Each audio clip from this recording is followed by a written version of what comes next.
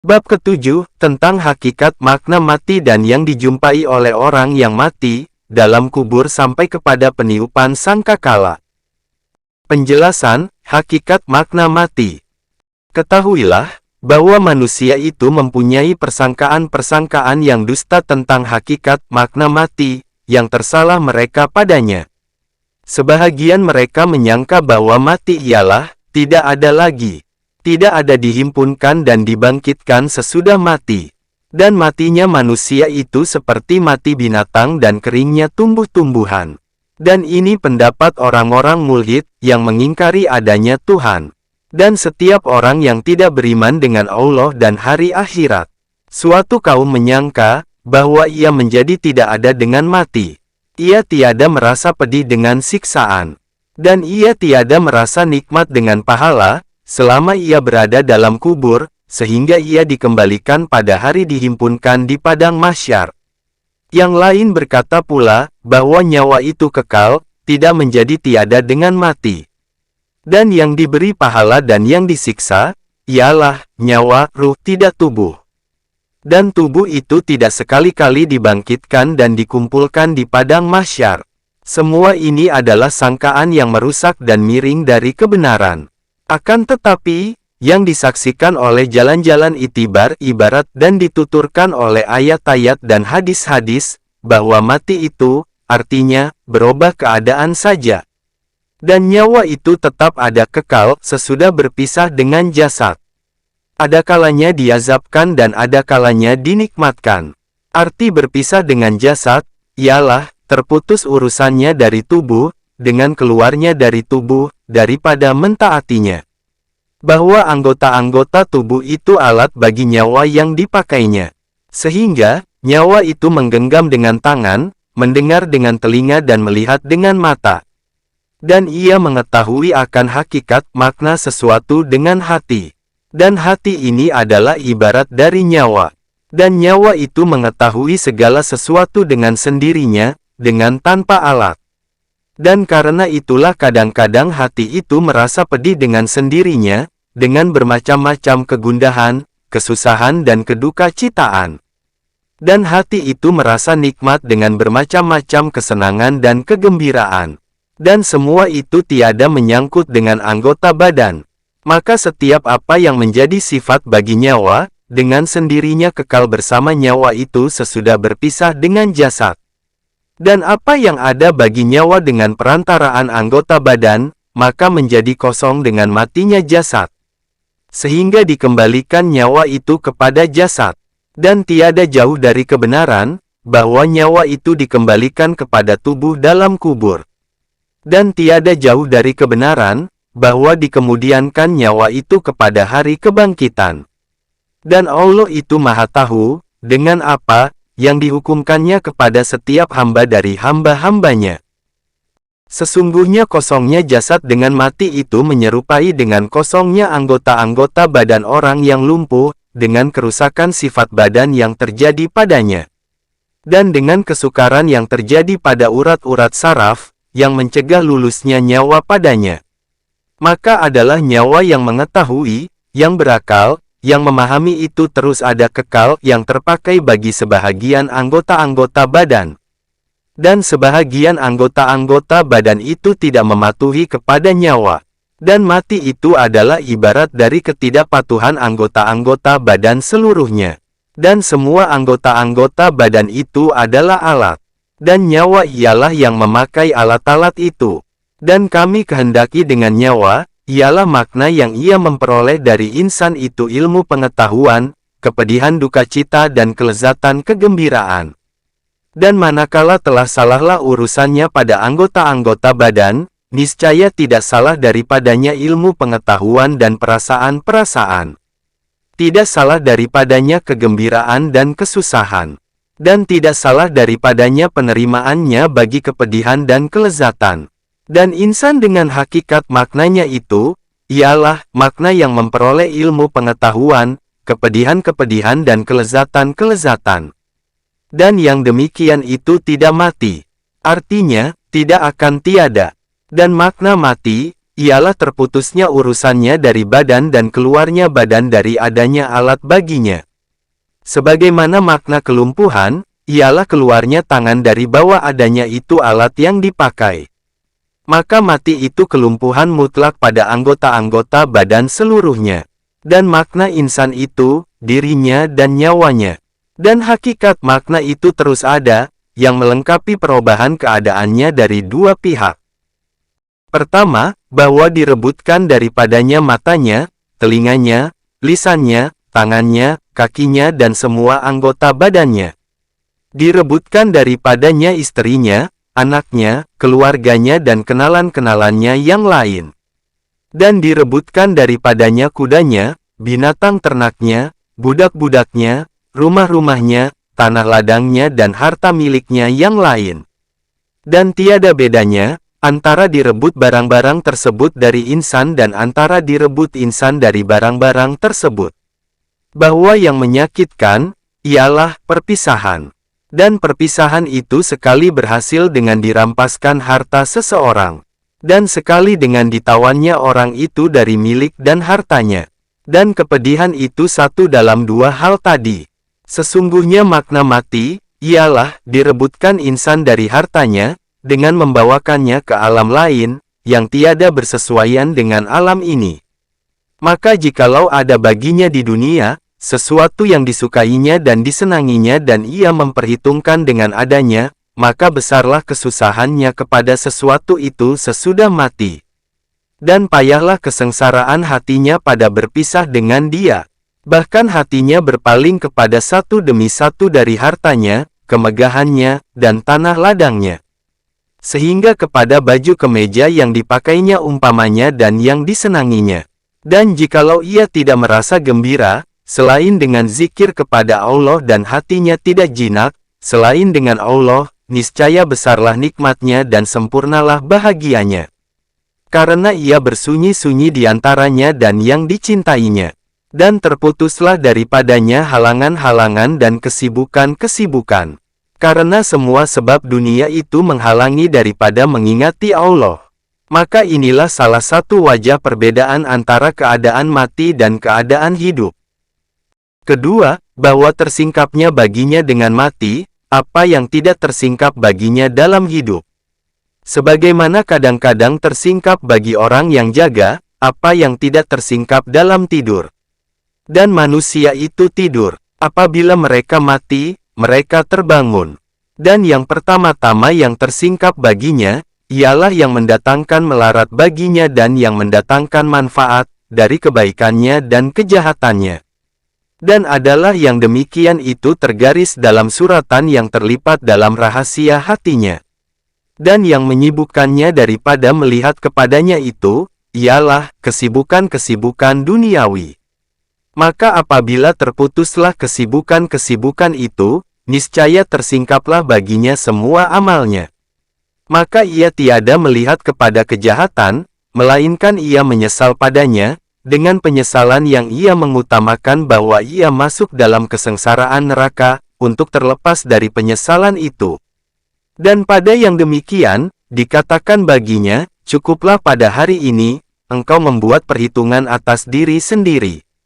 Surat 17 Al-Isra, ayat 14. Tersingkaplah semua itu ketika putus nafas dan sebelum dikuburkan. Dan menyalalah padanya api perpisahan.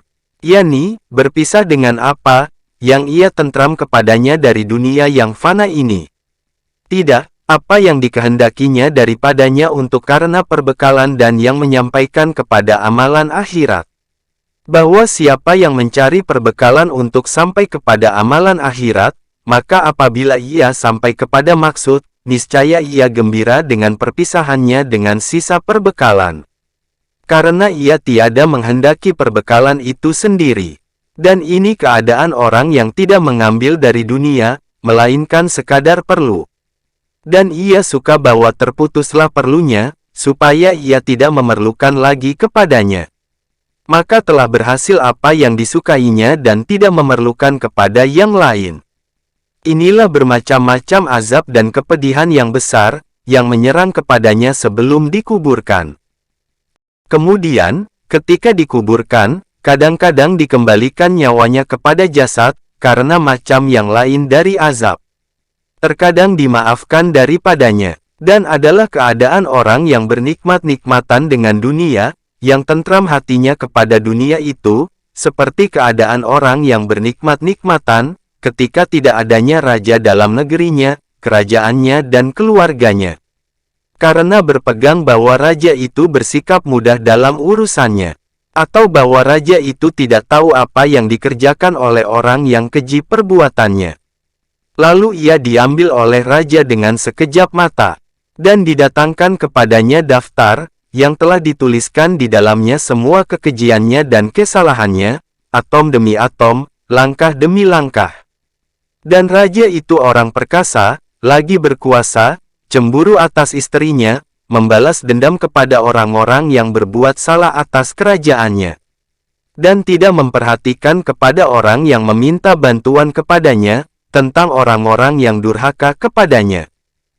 Maka perhatikanlah kepada orang yang diambil ini, bagaimana keadaannya sebelum turun azab raja kepadanya, dari ketakutan, keseganan, malu, kesedihan dan penyesalan.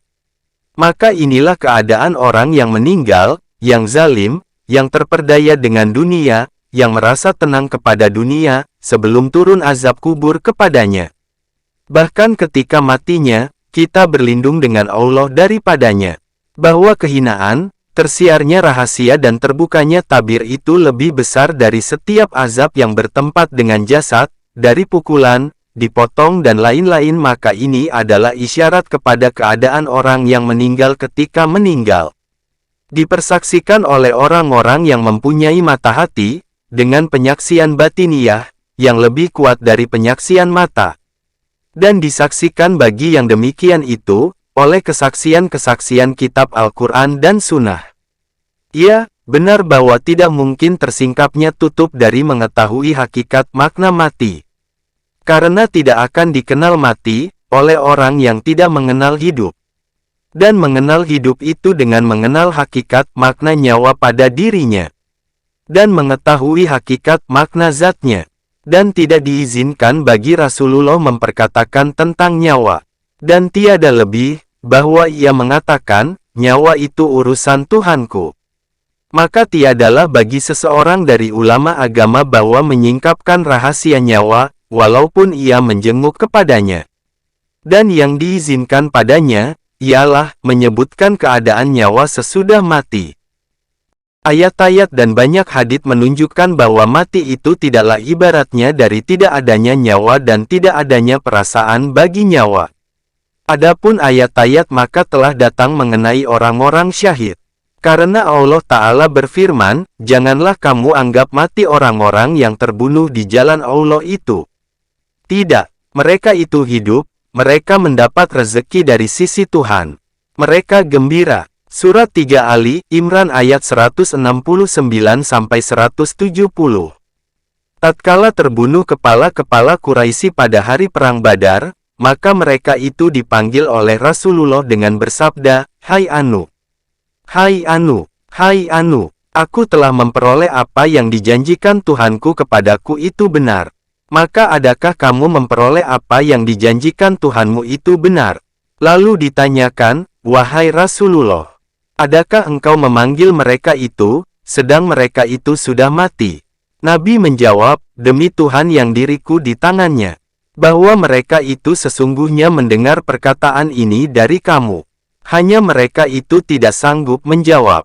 Maka ini adalah nas dalil yang tegas tentang kekalnya tetap adanya nyawa orang yang durhaka dan tetap diketahuinya dan dikenalnya. Dan ayat itu dalil yang tegas tentang arwah orang-orang syahid. Dan orang yang meninggal itu tidak terlepas dari bahagia atau sengsara. Nabi bersabda, kubur itu ada kalanya suatu lobang dari lobang-lobang neraka. Atau suatu taman dari taman-taman sorga. Ini adalah dalil yang tegas, bahwa mati itu, artinya, berubah keadaan saja. Dan apa yang akan ada, dari kesengsaraan orang yang meninggal dan kebahagiaannya itu, bersegera ketika mati, dengan tidak diundurkan. Dan bahwa yang diundurkan, ialah sebahagian dari bermacam-macam azab dan pahala, tidak pokoknya. Dirawikan Anas dari Nabi bahwa beliau bersabda, mati itu kiamat. Maka siapa yang mati, niscaya berdirilah kiamatnya. Nabi bersabda, apabila meninggal salah seorang kamu, niscaya didatangkan kepadanya tempat duduknya pada pagi hari dan sorenya. Jikalau dia dari isi sorga, maka dari sorga. Dan jikalau dia dari isi neraka, maka dari neraka. Dan dikatakan, inilah tempat dudukmu, sehingga kamu dibangkitkan kepadanya pada hari kiamat. Dan tidaklah tersembunyi akan apa, yang dalam menyaksikan dua tempat duduk itu, dari azab dan nikmat dalam waktu itu juga. Dari Abi Qais yang mengatakan, adalah kami bersama Alqamah pada suatu jenazah. Lalu, Alqamah berkata, adapun ini maka telah berdiri kiamatnya. Ali berkata, haramlah atas diri, bahwa ia keluar dari dunia, sebelum ia tahu, dari isi sorgakah dia atau dari isi neraka. Abu Hurairah berkata, Rasulullah bersabda, siapa yang meninggal dalam perantauan, mencari kebaikan bukan kejahatan, niscaya ia mati syahid. Dan dipelihara dari fitnah-fitnah kubur. Dan dibawakan kepadanya pada pagi hari dan sorenya dengan rezekinya dari sorga. Masruk berkata, tiada aku menggemari seseorang, akan apa yang aku gemari dari orang mukmin dalam liang lahat. Ia telah beristirahat dari kepayahan dunia dan merasa aman dari azab Allah. Yula bin Al-Walid berkata, adalah aku pada suatu hari berjalan kaki bersama Abid Darda. Aku lalu bertanya kepadanya, apakah yang engkau sukai bagi orang yang engkau sukai? Ia menjawab, mati. Aku bertanya lagi, jikalau ia tidak mati. Ia menjawab, sedikitlah hartanya dan anaknya. Sesungguhnya aku menyukai mati, karena mati itu tiada disukai, selain oleh orang mukmin. Dan mati itu melepaskan orang mukmin dari penjara. Dan sesungguhnya aku menyukai sedikit harta dan anak, karena itu adalah fitnah dan sebab bagi jinaknya hati dengan dunia. Dan jinaknya hati dengan orang, yang tidak boleh tidak akan bercerai itu adalah kesengsaraan yang paling berat. Maka setiap yang selain Allah, mengingati dan menjinakkan hati dengan dia, niscaya tidak boleh tidak sudah pasti daripada berpisah dengan dia ketika mati. Karena inilah, Abdullah bin Amr berkata, sesungguhnya contoh orang mukmin ketika keluar nafasnya yang terakhir atau nyawanya adalah seperti orang yang bermalam di penjara. Lalu ia dikeluarkan daripadanya, maka ia merasa lapang di bumi dan pulang pergi padanya. Dan ini yang disebutkannya itu adalah keadaan orang yang merenggangkan hatinya dari dunia dan menggelisahkannya dengan dunia. Tiada baginya kejinakan hati selain dengan mengingati Allah Ta'ala, berzikir kepadanya. Dan adalah segala kesibukan duniawi itu menahankannya dari kekasihnya. Dan kekesatan nafsu syahwat itu menyakitinya. Maka adalah pada kematian itu kelepasannya dari semua yang menyakitkan dan kesendiriannya dengan kekasihnya yang menjadi kejinakan hatinya, dengan tidak ada yang mencegah dan yang menolak. Alangkah lebih patut yang demikian, bahwa adalah itu kesudahan nikmat dan lezat. Dan paling sempurna kelezatan bagi orang-orang syahid yang terbunuh pada jalan Allah perang sabil.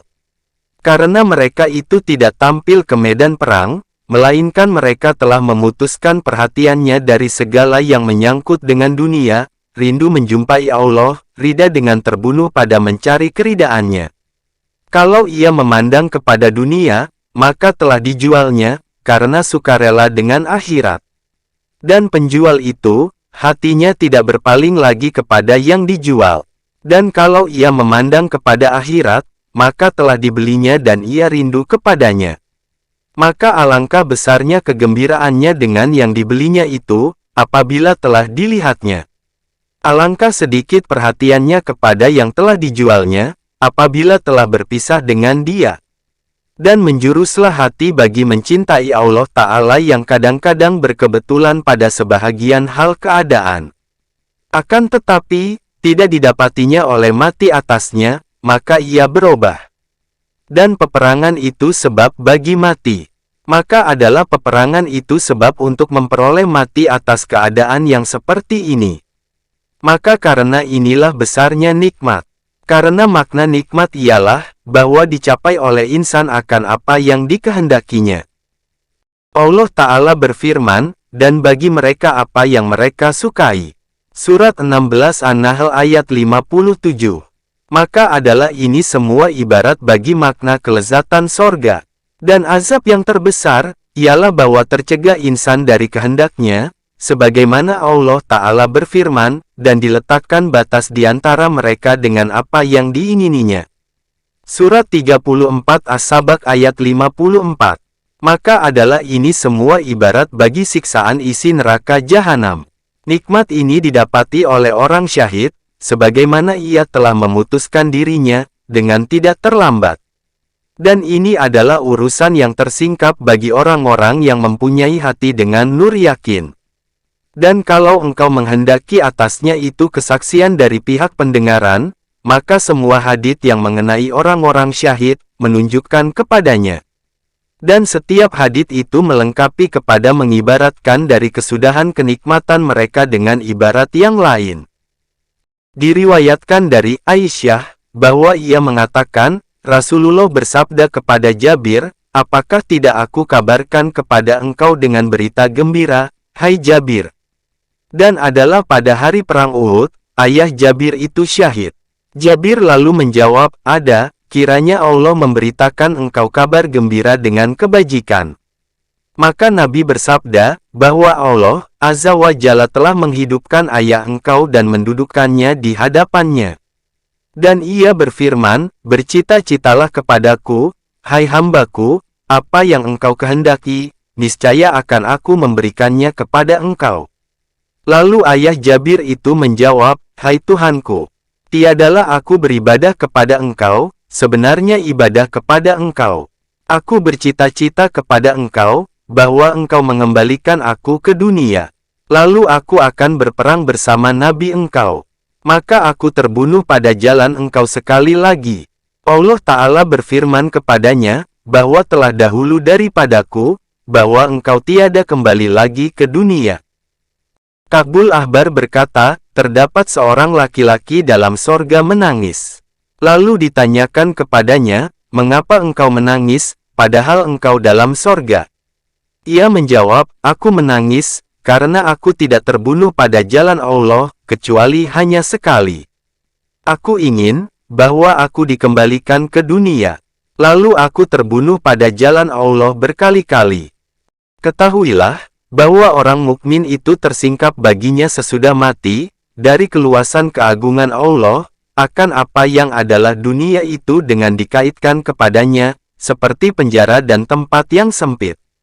Dan adalah contohnya orang mukmin itu, seperti orang yang terpenjara dalam rumah yang gelap, yang dibukakan baginya sebuah pintu ke kebun yang luas pihak-pihaknya, yang tidak sampai pandangannya kepada yang paling jauh dari kebun itu. Di dalamnya berbagai macam kayu-kayuan, bunga-bungaan, buah-buahan dan burung-burung. Maka ia tiada ingin kembali ke penjara yang gelap. Dan telah dibuat oleh Rasulullah akan contoh bagi yang demikian. Maka beliau bersabda bagi seorang laki-laki yang meninggal dunia, jadilah orang ini berangkat dari dunia dan meninggalkannya bagi keluarganya. Kalau adalah dia itu rida, senang dengan yang demikian, maka tidak menggembirakannya untuk kembali ke dunia, sebagaimana tidak menggembirakan bagi seseorang kamu untuk kembali ke dalam perut ibunya. Maka Nabi memperkenalkan kepada Anda dengan ini, bahwa perbandingan luasnya akhirat dengan dunia, adalah seperti perbandingan luasnya dunia dengan kegelapan rahim ibu. Nabi bersabda, bahwa orang mukmin dalam dunia itu, contohnya adalah seperti janin bayi dalam perut ibunya. Apabila keluar dari perutnya, ia menangis atas keluarnya itu. Sehingga apabila ia melihat cahaya dan dilahirkan, maka ia tidak suka lagi kembali ke tempatnya semula. Seperti demikian juga orang mukmin yang gelisah dari mati. Maka apabila ia dibawa kepada Tuhannya, niscaya ia tidak suka lagi kembali ke dunia, sebagaimana tidak sukanya bayi itu kembali ke perut ibunya. Dikatakan kepada Rasulullah bahwa si Anu telah meninggal dunia, Maka Nabi menjawab, ia beristirahat atau ia diistirahatkan. Nabi mengisyaratkan dengan, ia beristirahat, itu kepada orang mukmin dan dengan, yang diistirahatkan, itu kepada orang zalim, karena penduduk dunia beristirahat daripada kezalimannya. Abu Umar Sahibus Sakia berkata, lalu di depan kami Ibnu Umar dan kami masih anak-anak. Lalu ia memandang ke kuburan. Tiba-tiba tampak tengkorak manusia. Maka disuruhnya seorang laki-laki. Lalu laki-laki itu menanamkannya. Kemudian, ia berkata, bahwa tubuh ini tidak diberikan melarat sedikitpun oleh tanah ini. Sesungguhnya nyawa itu disiksa dan diberi pahala, sampai kepada hari kiamat. Dari Amr bin Dinar, yang mengatakan, tiada seorang mayit pun yang meninggal, melainkan ia tahu, apa yang pada keluarganya sesudahnya. Dan bahwa mereka itu memandikannya dan mengkafankannya. Dan bahwa ia melihat kepada mereka itu. Malik bin Anas berkata, sampai kepadaku bahwa nyawa orang mukmin itu diutuskan, dia pergi kemana ia kehendaki. An-Nu'man bin Bashir berkata, aku mendengar Rasulullah bersabda di atas mimbar, ketahuilah, bahwa tiada kekal dari dunia, selain seperti lalat yang terbang bulak-balik dalam udaranya. Maka, Allah mengenai saudara kamu dari isi kubur. Sesungguhnya amalan kamu didatangkan kepada mereka. Abu Hurairah berkata, Nabi bersabda, jangan engkau buka kekurangan orang-orang yang meninggal dari kamu, dengan kejahatan perbuatan kamu. Sesungguhnya perbuatan kamu itu didatangkan kepada wali-wali kamu dari isi kubur. Karena demikianlah, Abu Darda berdoa, ya Allah ya Tuhan, bahwa aku berlindung dengan engkau, bahwa aku mengerjakan suatu perbuatan yang menghinakan pada Abdullah bin Rawahah. Dan adalah Abdullah bin Rawahah itu telah meninggal dunia dan saudara ibunya. Ditanyakan Abdullah bin Amr bin Al-Ash dari hal nyawa orang-orang mukmin, apabila mereka telah meninggal, kemana nyawa itu? Abdullah bin Amr bin Al-Ash menjawab, dalam perut burung putih dalam naungan Al-Arashi dan nyawa orang-orang kafir dalam bumi, lapisan yang ketujuh. Abu Sa'id Al-Khudri berkata, aku mendengar Rasulullah bersabda, bahwa orang yang meninggal, mayit itu mengenal akan orang yang memandikannya, yang membawanya dan yang memasukkannya dalam kuburnya. Soli Al-Mari berkata, bahwa nyawa ruh itu bertemu satu sama lain ketika meninggal. Lalu bertanya nyawa orang-orang yang mati, kepada nyawa yang keluar kepada mereka, bagaimana adanya tempat tinggal engkau? Pada yang mana dari dua jasad itu engkau berada? Pada yang baik atau yang buruk? Ubaid bin Umair berkata, isi kubur itu mengintip berita-berita. Maka apabila datang kepada mereka mayit baru, lalu mereka itu bertanya, apa yang dikerjakan oleh si Anu? Lalu mayit baru itu menjawab, apakah ia tidak datang kepada kamu atau tidak ia kemukakan kepada kamu? Lalu isi kubur itu menjawab, bahwa kita kepunyaan Allah. Dan kita akan kembali kepadanya. Ia menempuh dengan yang demikian itu, bukan jalan kita. Dari Ja'far bin Said, yang mengatakan, apabila meninggal seseorang, lalu anaknya menemuinya, sebagaimana ia menemui orang yang tidak ada selama ini. Mujahid berkata, bahwa orang itu diberikan kabar yang menggembirakan dengan baik anaknya dalam kuburnya. Dirawikan Abu Ayyub Al-Ansari, dari Nabi, bahwa beliau bersabda, bahwa nyawa orang mukmin apabila telah diambil, niscaya dijumpai oleh yang punya kasih sayang daripada hamba-hamba Allah. Sebagaimana dijumpai orang yang membawa kabar gembira di dunia. Mereka itu mengatakan, lihatlah saudaramu, sehingga ia beristirahat. Sesungguhnya ia berada dalam kesusahan yang sangat. Lalu mereka itu menanyakannya, apakah yang dikerjakan si Anu yang laki-laki, si Fulan? Apakah yang dikerjakan si Anu yang wanita, si Fulanah? Sudahkah kawin si Fulanah? Apabila mereka menanyakannya dari hal seorang laki-laki yang telah meninggal sebelumnya dan ia mengatakan, ia sudah meninggal sebelum aku. Mereka lalu mengucapkan, Inna lillahi wa inna ilaihi rajiun. bahwa kita ini kepunyaan Allah dan kita ini akan kembali kepadanya. Dia itu dibawa kepada ibunya yang kasih sayang. Penjelasan, perkataan kubur bagi mayit. Perkataan orang-orang yang meninggal itu ada kalanya dengan lisan perkataan, lisanul makal, atau dengan lisan keadaan, lisanul hal, yang lebih terang pada pemahaman orang-orang yang meninggal, dari lisan perkataan pada pemahaman orang-orang hidup. Rasulullah bersabda, kubur itu berkata kepada mayit, ketika ia diletakkan di dalamnya, kasihan engkau, hai anak Adam. Apakah yang memperdayakan engkau dengan aku? Apakah engkau tidak tahu, bahwa aku itu rumah fitnah, rumah gelap, rumah sendirian dan rumah ulat? Apakah yang memperdayakan engkau dengan aku, karena engkau melalui kepadaku dengan sikap fatzats? Maka kalau dia itu orang yang memperbaiki keadaan, niscaya yang menjawab di kuburan bertanya kepadanya, adakah engkau melihat bahwa ada dia itu menyuruh dengan ma'ruf dan melarang dari munkar? Lalu kubur itu berkata, jadi, aku akan memalingkan kepadanya yang warna hijau dan jasadnya kembali menjadi nur dan nyawanya naik kepada Allah Ta'ala. Sikap fatzats itu, ialah maju selangkah dan mundur selangkah, sikap ragu. Begitulah ditafsirkan oleh perawi perkataan fatzats pada hadits itu. Ubaid bin Umair al-Laitsi berkata, tiadalah dari seorang mayit itu yang meninggal, melainkan ia dipanggil oleh lobangnya, yang dikuburkannya dia di dalamnya. Aku rumah kegelapan, sendirian dan tersendiri. Jikalau adalah engkau dalam hidup engkau itu taat kepada Allah, niscaya adalah engkau pada hari ini rahmat kepada engkau. Dan jikalau ada engkau itu maksiat, maka aku pada hari ini siksaan kepada engkau.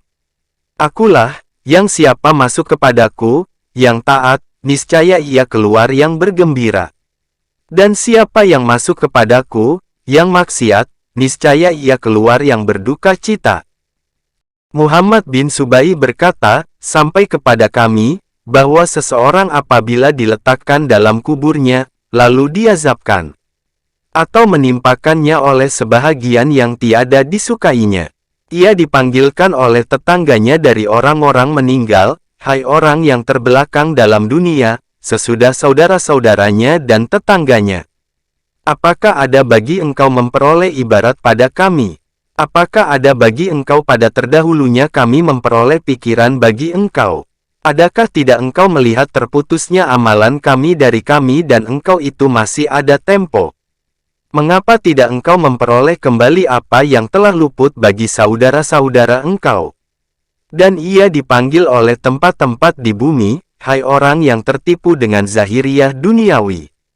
Mengapa engkau tidak mengambil ibarat dengan orang yang telah tiada lagi dari keluarga engkau, dalam perut bumi, dari orang yang ditipu oleh dunia sebelum engkau? Kemudian, mendahului ajalnya ke kubur. Dan engkau melihatnya dibawa orang, yang hoyong kekasih-kekasihnya, ke tempat yang tidak boleh tidak baginya daripadanya. Yazid ar-Rakashi berkata, sampai kepadaku, bahwa mayit apabila diletakkan dalam kuburnya, niscaya larilah daripadanya amalan-amalannya. Kemudian, amalan-amalan itu ditakdirkan oleh Allah dapat berbicara. Maka ia berkata, hai hamba yang sendirian dalam lobangnya, telah terputus dari engkau, segala teman dan keluarga. Maka tiadalah yang menjinakkan, menenangkan hati bagi engkau pada hari ini, selain kami. Ka'ab berkata, apabila diletakkan hamba yang solih dalam kubur, niscaya larilah daripadanya amalan-amalannya yang solih, yaitu, salat, puasa, haji, jihad dan sedekah. Ka'ab mengatakan lagi, maka datanglah malaikat azab dari pihak dua kakinya. Maka berkatalah salat, kepada kamu daripadanya. Maka tiada jalan bagi kamu atasnya. Telah lamalah dengan aku berdiri karena Allah atas kedua kakinya. Lalu mereka datang kepadanya dari pihak kepalanya. Maka berkata puasa, tiada jalan bagi kamu atasnya. Maka telah lamalah hausnya karena Allah dalam negeri dunia. Maka tiada jalan bagi kamu atasnya. Lalu mereka datang kepadanya dari pihak jasadnya. Lalu berkatalah haji dan jihad, kepada kamu daripadanya. Ia telah memayahkan dirinya dan meletihkan badannya, mengerjakan haji dan berjihad karena Allah. Maka tiada jalan bagi kamu atasnya. Ka'ab menerangkan lagi, lalu mereka datang kepadanya dari pihak dua tangannya. Lalu berkata, sedekah, cegahlah dari temanku. Maka berapa banyak sedekah yang keluar dari dua tangan ini, sehingga jatuh ia dalam tangan Allah Ta'ala karena mencari wajahnya. Maka tiada jalan bagi kamu atasnya. Ka'ab menerangkan, lalu dikatakan kepada hamba yang solih itu, senanglah. Baiklah engkau hidup dan baiklah engkau meninggal. Ka'ab menerangkan, dan datanglah kepada hamba yang solih itu malaikat rahmat. Lalu malaikat rahmat itu membentangkan baginya tikar dari sorga dan selimut dari sorga. Dan dilapangkan baginya dalam kuburnya sepanjang penglihatannya. Dan didatangkan dengan lentera dari sorga. Lalu ia memperoleh cahaya dengan nurnya, sampai kepada hari ia dibangkitkan oleh Allah dari kuburnya. Abdullah bin Ubaid bin Umair mengatakan tentang jenazah, sampai kepadaku bahwa Rasulullah bersabda, bahwa mayit itu duduk dan ia mendengar langkah pengunjungnya. Maka tiada berkata-kata dengan mayit itu sesuatu, selain kuburnya yang mengatakan, kasihan engkau hai anak Adam. Adakah tidak engkau telah diperingatkan dengan aku dan diperingatkan engkau akan sempitku, busukku, huru haraku dan ulatku? Maka apakah yang engkau sediakan bagiku? Penjelasan, azab kubur dan pertanyaan Munkar dan Nakir. Al-Bara bin Azib berkata, kami keluar bersama Rasulullah pada jenazah seorang lelaki dari orang Ansar. Maka Rasulullah lalu duduk di atas kuburnya, dengan menundukkan kepala. Kemudian berdoa, ya Allah, ya Tuhan, bahwa aku berlindung dengan engkau dari azab kubur. 3 kali Nabi mengucapkannya. Kemudian, beliau sambung, bahwa orang mukmin dalam menghadap akhirat itu, diutuskan oleh Allah para malaikat. Seakan-akan muka mereka itu matahari. Bersama mereka itu obat tubuh mayit untuk tidak hancur dan kafannya. Maka mereka itu duduk sepanjang penglihatan orang mukmin itu. Maka apabila keluar nyawanya, niscaya bersalat kepadanya setiap malaikat antara langit dan bumi dan setiap malaikat di langit. Dan dibukakan pintu-pintu langit. Maka tidak ada daripadanya satu pintu pun, melainkan suka bahwa orang mukmin itu masuk dengan ruhnya daripadanya. Apabila orang mukmin itu dinaikkan dengan ruhnya, maka dikatakan, hai Tuhan, hambamu itu si Anu. Maka Tuhan berfirman, kembalikanlah dia. Maka perlihatkan kepadanya, apa yang aku sediakan baginya dari kemuliaan. Sesungguhnya aku menjanjikan kepadanya, daripadanya bumi kamu kami jadikan dan kepadanya kamu kami kembalikan dan daripadanya pula kamu kami keluarkan pada kali yang lain. Bahwa orang mukmin itu mendengar bunyi sandal mereka, apabila mereka itu berpaling membelakangi. Sehingga dikatakan, hai ini, siapakah Tuhan engkau? Apakah agama engkau? Dan siapakah Nabi engkau? Lalu orang mukmin itu menjawab, Tuhanku Allah, agamaku Islam dan Nabiku Muhammad. Nabi menyambung, lalu Munkar dan Nakir itu menghardik orang mukmin itu dengan hardikan yang keras. Dan itulah penghabisan fitnah yang didatangkan kepada mayit. Apabila ia mengatakan yang demikian, niscaya seorang penyeru menyerukan, bahwa sesungguhnya engkau benar. Dan itulah makna firman Allah Ta'ala, Allah meneguhkan kedudukan orang-orang yang beriman dengan perkataan yang teguh dalam kehidupan dunia ini dan hari akhirat. Surat 14 Ibrahim ayat 27. Kemudian, datang kepadanya yang datang, yang bagus muka, yang harum bau, yang bagus kain. Lalu ia berkata, bergembiralah dengan rahmat Tuhan engkau dan sorga, yang di dalamnya nikmat yang tetap. Lalu mayit itu menjawab, dan engkau, maka diberikan engkau kabar gembira oleh Allah dengan kebajikan. Siapa engkau? Yang dayang itu menjawab, aku amalanmu yang solih. Demi Allah, tiada aku